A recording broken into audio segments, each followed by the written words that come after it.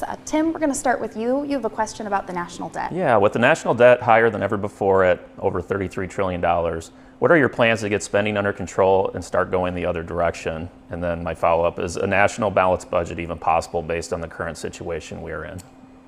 I think it is possible. I think if you look what Congress does, I mean, they jacked up spending during COVID, and they've kind of just locked in a higher level of spending. I mean, they really, first of all, the COVID stuff was an overreaction. It was a mistake. It's driven inflation through the roof. But to not go back and pare back is a huge mistake. You got to be willing to veto the spending. But I'll tell you this, for the budget, the most pressing thing right now is getting interest rates and inflation low, because the interest on the debt is ballooning, because to service the debt, you're servicing at higher interest rates now.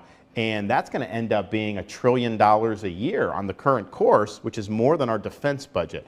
So if you get it back down to where the rates are lower, you're going to be able to service the debt in a more manageable way. That will take a huge chunk out of what we're spending every year. Yes, you got to work with Congress to do all the other stuff too, but that is like the #1 problem. That is ballooning, and that's just not sustainable for our country. Quick question on that. You talk about, when you're talking about the southern border, a lot of times you talk about increasing or using the military to deal with that, and talking about the defense budget. How do you increase spending on America's defense without raising that national debt as well?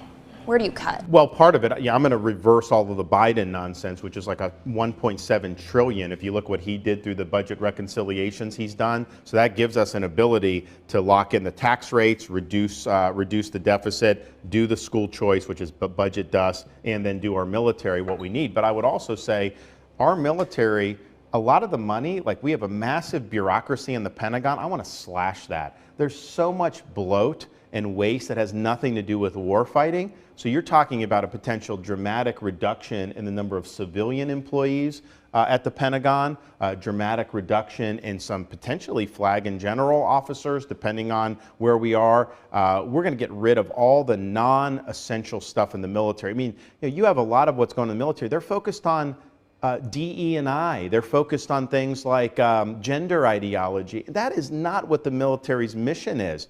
So you're going to see some changes there. So yes, I'm going to want some hard power, because we need to check China. We need to do some of that stuff. I don't think the border is going to be very expensive at all. I think that'll be relatively easy. But we are not just going to add on top. We are going to take from some of the stuff in there, because it's the biggest bureaucracy. I'm going to actually audit the Pentagon. It's never been audited before. I'm going to do that. I'm going to start it on day one.